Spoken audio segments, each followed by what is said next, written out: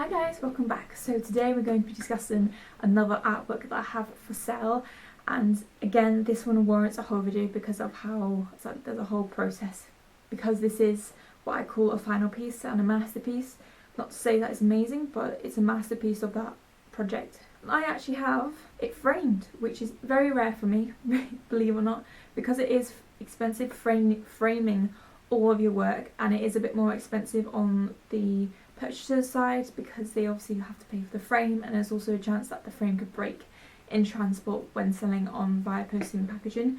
But this one has actually been into an art gallery and has just recently come back from being in that Z art gallery. I actually did talk about this piece on my channel originally, and I'll leave a link in my description box that I basically show you why I went to this art exhibition, if I can get my words out. This was created back in university within my first year, and I really love the fact that it's been framed.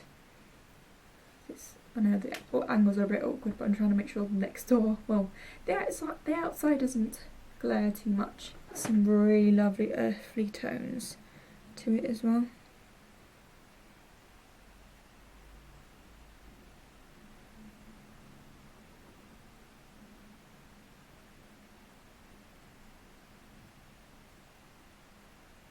So this one is actually one of several prints that I've done. This one is concerned as the masterpiece. The other printed, say, final piece was, whereas this one's a lot more lighter and the lines are crisp. Well, just how it looks like. I think there's about 4 or 5 different varieties, and how we actually managed to end up with this final piece. First year at university, and we got told just to experiment with every single medium. I had already dabbled in a bit of printmaking previously due to doing a mixed media printmaking piece in my final years of college, and actually using it as my, well, basically my final piece of college.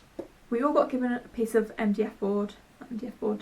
of mount board to just carve and make loads of marks, add things, subtract things, and we went over to where the printing press was in another canvas. It was only about a 5-minute walk, and there's these massive iron cast printing machines which just looked terrifying but were exciting because they properly printed everything. This is where I learned about the saturation of paper and how important it was to saturate your paper before printing onto it, because it actually allows a lot more of the ink to transfer, and also looks much more professional because it's printing into the paper rather on top, if that makes sense. Like it's indenting the paper rather than just lying on top and hoping for the very best. It also allows the paper to be a bit more wiggly, versatile. Is versatile the right word? To then imprint into the print to make it the best version of itself. And recently, if I can find the video, I'll leave it in the comment section below. The description box, sorry.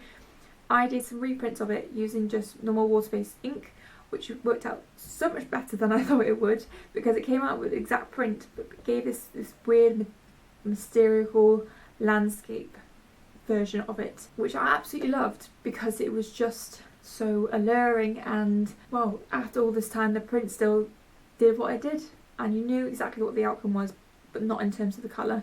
I went for brown with this print just because I thought black was a bit too cliche, and I really like it. This is also oil based, so it's not water based, and the main difference is Cardiograph board a lot longer and it's harder to wash off, whereas water, you can reactivate it with water. Oil does produce better outcomes, but once you've done the print, it's very hard to edit it. But again, with water, it's very easy to edit. That can mean in the bad way. So if the print gets wet, your design's kind of not ruined, but it's not solid as it once was.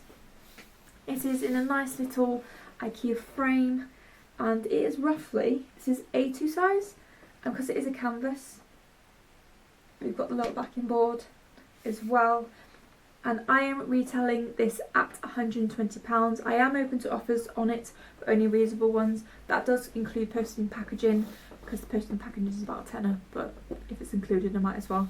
This one will be on sale on my eBay selling account, which is in my description box, which you can then check out obviously after this video if you're interested. There's also several other ones that are at a cheaper price because A, they're not in a picture frame, So you frame it yourself. They haven't been in a gallery, so you haven't got that extra gallery cost. Also, we used a bit more cheaper printing ink than the rest. Doesn't mean the quality's not there, it just means just be careful not to get it wet. But yeah, I'll bring you up for another close-up, and then before I do that, I would like to thank you so much for watching this video. Please give this video a like and subscribe to my channel to see more videos like this.